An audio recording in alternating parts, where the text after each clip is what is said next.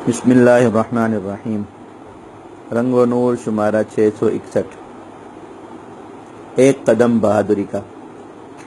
اللہ تعالیٰ ہی جانتے ہیں کہ قیامت کب آئے گی۔ قرب قیامت کی جو نشانیاں بتائی گئی ہیں وہ نہایت تیزی سے پوری ہو رہی ہیں۔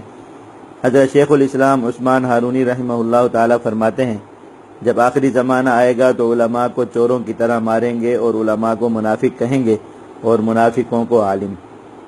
دوسری جگہ ارشاد فرمایا، امیر لوگ زور آور یعنی طاقتور ہو جائیں گے اور عالم لوگ عاجز یعنی کمزور ہو جائیں گے۔ اس وقت اللہ تعالیٰ مخلوق پر سے اپنی برکت اٹھا لے گا اور شہر ویران ہو جائیں گے۔ باقی باتیں پھر کبھی۔ حضرت خواجہ عثمان ہارونی نور اللہ مرقدہ کے ملفوظات ان کے مرید خلیفہ اور جانشین حضرت خواجہ معین الدین چشتی اجمیری رحمۃ اللہ علیہ نے انیس الارواح کے نام سے جمع فرمائے ہیں۔ یہ 45 صفحے کی مختصر سی کتاب ہے۔ 2 دن پہلے نصیب ہوئی تو ایک ہی مجلس میں پڑھ ڈالی۔ الحمدللہ بہت فائدہ ہوا۔ اہل دل صوفیاء کرام کے ملفوظات پڑھنے سے ایمان کو قوت ملتی ہے اور دل زندگی محسوس کرتا ہے۔ دل میں زندگی کی لہر دوڑتی ہے تو جذبہ جہاد اور شوق شہادت بھی تازہ ہو جاتا ہے۔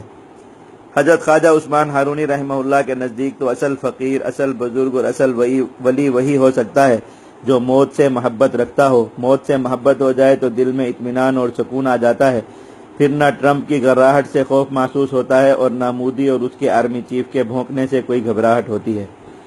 یہ بیچارے مظلوم، مسکین، نام کے حکمران، ہر کسی کے محتاج، ذلت کے پتلے اور میعادی بادشاہ بس اوپر سے دھمکیاں دیتے ہیں، جبکہ خود ان کا دل خوف سے لرز رہا ہوتا ہے۔ یہ نہ رات کو چین سے سوتے ہیں اور نہ کبھی اطمینان کا ایک سانس ان کو نصیب ہوتا ہے۔ چند دن بعد ان کے موجودہ اختیارات بھی ختم ہو جائیں گے اور پھر یہ سب اوبامے، ٹونی، بش اور مشرف بن جائیں گے۔ تب یہ کتے پال کر اپنی باقی زندگی کاٹیں گے۔ حضرت خواجہ عثمان ہارونی رحمہ اللہ تعالیٰ موت سے پیار کرنا سکھاتے ہیں۔ یہ دنیا کا واحد پیار ہے جو انسان کو طاقتور بنا دیتا ہے۔ آج ارادہ تھا کہ حضرت بابا فرید رحمہ اللہ تعالیٰ کے وظائف اور حضرت خواجہ عثمان ہارونی رحمہ اللہ تعالیٰ کے کچھ مواعظ عرض کروں، مگر آس پاس کے حالات کافی گرم ہیں، اس لیے یہ دونوں تحفے پھر کبھی انشاءاللہ۔ ایک بات سمجھ نہیں آتی۔ ہمارے ملک پاکستان کا حکمران کبھی وزیر اعظم ہوتا ہے اور کبھی صدر۔ ملک کے آئین کو ہر پارٹی اپنی مرضی کے مطابق ڈھال لیتی ہے۔ مشرف کے زمانے ملک کا حکمران صدر تھا، نواز شریف کے دور میں وزیر اعظم حکمران تھا اور صدر ان کا ممنون اور ملازم۔ پیپلز پارٹی کے دور میں صدر زرداری حکمران تھا جبکہ وزیر اعظم اس کا تابع۔ بہرحال یہ ایک مستقل بحث ہے جو کہ آج کا موضوع نہیں ہے۔ بات یہ عرض کرنی ہے کہ پاکستان میں جو حکمران بھی آتا ہے اسے فوراً ہندوستان کے ساتھ دوستی کی بے حد جلدی لگ جاتی ہے۔ معلوم نہیں اس کرسی کے نیچے کچھ دفن ہے یا کرسی کے اندر کچھ مدفون ہے۔ مشرف جب حکمران نہیں تھا تو ہندوستان سے کارگل میں پنجہ آزمائی کر رہا تھا، مگر جیسے ہی وہ حکمران کی کرسی پر بیٹھا فوراً ہندوستان سے دوستی کی فکر میں ہلکان ہونے لگا۔ شریفوں کے تو ہندوستان اور ہندوؤں سے کوئی جراثیمی رشتہ ہے، اور اب جو ہمارے وزیر اعظم آئے ہیں انہوں نے اپنے پہلے خطاب میں ہی ہندوستان کو پیشکش کر دی کہ تم 1 قدم بڑھاؤ گے تو ہم 2 قدم آگے بڑھیں گے۔ آخر یہ 2 قدم کیوں؟ یہ جلدی کیوں؟ پھر فوراً وزرائے خارجہ کی ملاقات کا خط بھی بھیج دیا گیا۔ آخر یہ سب کیا ہے؟ حالانکہ ملک کے حکمران کو چاہیے کہ پہلے اپنی عوام کے مسائل حل کرے، اچھی طرح سے ہندوستان کو سمجھے، ماضی کی تاریخ دیکھے، پھر اس کے مطابق ہندوستان سے اپنے معاملات چلائے۔ دراصل ہندوستان نے پاکستان کو مفلوج اور محتاج کرنے کے لیے اپنی ایک طاقتور لابی اسلام آباد میں بٹھائی ہوئی ہے اور یہ لابی روپ بدل کر اپنا مشن پورا کرتی ہے۔ جیسے ہی کوئی نیا حکمران کرسی پر بیٹھتا ہے تو یہ لابی سرگرم ہو جاتی ہے اور اس حکمران کے دماغ میں یہ بات بھر دیتی ہے کہ ہندوستان سے دوستی سب سے اہم مسئلہ ہے اور اس میں صرف آپ ہی کامیاب ہو سکتے ہیں، اور آپ اگر اس میں کامیاب ہو گئے تو پھر آپ کی حکومت کو کوئی خطرہ نہیں رہے گا اور ساری دنیا میں آپ کی واہ واہ ہوگی۔ چنانچہ ہر نیا حکمران اس جال میں پھنس جاتا ہے۔ ہماری نئی حکومت کو ابھی ملک کی وزارتوں کے نام تک پوری طرح یاد نہیں ہوئے مگر ہندوستان سے دوستی کے نعرے شروع ہو گئے۔ اس بار اچھا ہوا کہ مجرم مودی کرپشن کے الزامات میں بری طرح پھنسا ہوا تھا اور کشمیر میں مجاہدین کی مسلسل یلغار نے بھی اس کے ہوش اڑا رکھے تھے۔ چنانچہ اس نے اگلے الیکشن میں کامیابی کے لیے پاکستان سے دشمنی کا تازہ مرحلہ شروع کر دیا اور ہمارے وزیر اعظم نے بھی بھرے بازار میں مودی کی وہ حجامت کر دی ہے کہ وہ مرتے دم تک اس کی آگ میں جلتا رہے گا۔ اب اس نے اپنے آرمی چیف کو آگے کر دیا ہے۔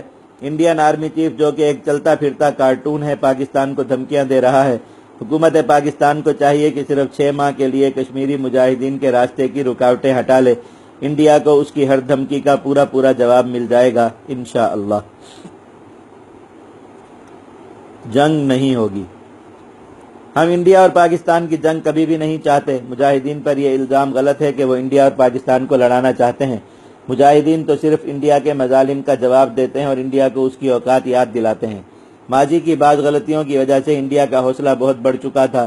مشرقی پاکستان ہم نے اپنی شرمناک غلطیوں کی وجہ سے کھویا، انڈیا کی بہادری کی وجہ سے نہیں۔ مگر اس واقعہ نے انڈیا اور اس کی عوام کو اپنی طاقت کے دھوکے میں ڈال دیا تھا۔ باقی رہی صحیح کسر انڈین فلم انڈسٹری نے پوری کر دی۔ انہوں نے تسلسل کے ساتھ ایسی فلمیں بنائی کہ جن سے وہاں کی بھوکی ننگی نشئی عوام کو یقین ہو گیا کہ انڈیا ناقابل تسخیر ملک ہے اور وہ جب چاہے پاکستان کو مٹا سکتا ہے۔ الحمدللہ جہاد کشمیر نے انڈیا کو بار بار ذلت آمیز شکست سے دوچار کر کے اس کی طاقت کا سارا خمار اتار دیا ہے۔ اب انڈیا کبھی بھی جنگ کی غلطی نہیں کر سکتا۔ وہ فضا سے لے کر زمین تک ہر جگہ مجاہدین سے شکست کھا چکا ہے۔ اس کی فوج کا حوصلہ بری طرح سے گرا ہوا ہے۔ دنیا میں سب سے زیادہ جو وردی والے خودکشی کر رہے ہیں وہ انڈیا کے فوجی ہیں۔ ان کا آرمی چیف جو کہ آپریشن آل آؤٹ کے نعرے کے ساتھ میدان میں اترا تھا، اپنی شکست تسلیم کر چکا ہے۔ ایک ایسا ملک جو اپنی عوام کا حوصلہ سنبھالنے کے لیے ایک نقلی سرجیکل سٹرائک کا سہارا لینے پر مجبور ہو، وہ اصلی جنگ کی ہمت کیسے کر سکتا ہے؟ مگر پاکستان میں موجود انڈین لابی ہر وقت ہمارے حکمرانوں کو انڈین حملے سے ڈراتی رہتی ہے، حالانکہ انڈیا اپنی 8 لاکھ فوج لگا کر 21 سال سے جاری جہاد کشمیر کو اب تک نہیں روک سکا۔ وہ 5 مجاہدین کے ہاتھوں سے اپنا اختیارہ نہیں چھڑا سکا۔ وہ بمبئی کے دھماکوں کے مبینہ ذمہ دار ایک چھوٹے سے اسمگلر کو اب تک نہیں پکڑ سکا۔ وہ اپنی 6 نامور فورسز لگا کر کشمیر کے بارڈر کو اب تک محفوظ نہیں بنا سکا۔ وہ اپنی پارلیمنٹ کو حملے سے نہیں بچا سکا۔ وہ 30 سال کے مظالم کے باوجود خالصتان کی تحریک کو ختم نہیں کر سکا۔ وہ اپنے ہزاروں فوجی اور سپاہی گنوا کر بھی نکسل وادی جدوجہد کا خاتمہ نہیں کر سکا۔ وہ اپنی ساری طاقت لگا کر چین کو ایک سڑک بنانے سے نہیں روک سکا۔ وہ اربوں ڈالر خرچ کر کے ابھی تک افغانستان میں اپنے قدم نہیں جما سکا۔ انڈیا اندر سے کھوکھلا ہو چکا ہے۔ وہ اب دھمکیوں کے ذریعے اپنے مقاصد حاصل کرنا چاہتا ہے۔ پاکستان میں سرگرم اس کی لابی یہاں خوف پھیلا رہی ہے۔ وہ فلم اور کرکٹ کے ذریعے ہمیں نیچا دکھانا چاہتا ہے۔ ہمارے حکمران اس کی طرف محبت کے 2 قدم بڑھانے کی بجائے صرف بہادری کا 1 قدم آگے بڑھا دیں، تب وہ حیرت انگیز نتائج دیکھیں گے۔ برہمن اور ہریجن کی خوفناک تقسیم انڈیا کو ٹکڑے ٹکڑے کر دے گی۔ وہاں کے بے چین مسلمان اگر کھڑے ہو گئے تو انڈیا میں مزید 3 پاکستان اور بن جائیں گے۔ یا اللہ ہمارے حکمرانوں کو ہمت اور جذبہ عطا فرما، آمین یا ارحم الراحمین۔ لا الہ الا اللہ، لا الہ الا اللہ، لا الہ الا اللہ محمد الرسول اللہ۔ اللہم صلی علی سیدنا محمد وآلہ وصحبہ وبارک وسلم تسلیما کثیرا کثیرا۔ لا الہ الا اللہ محمد الرسول اللہ۔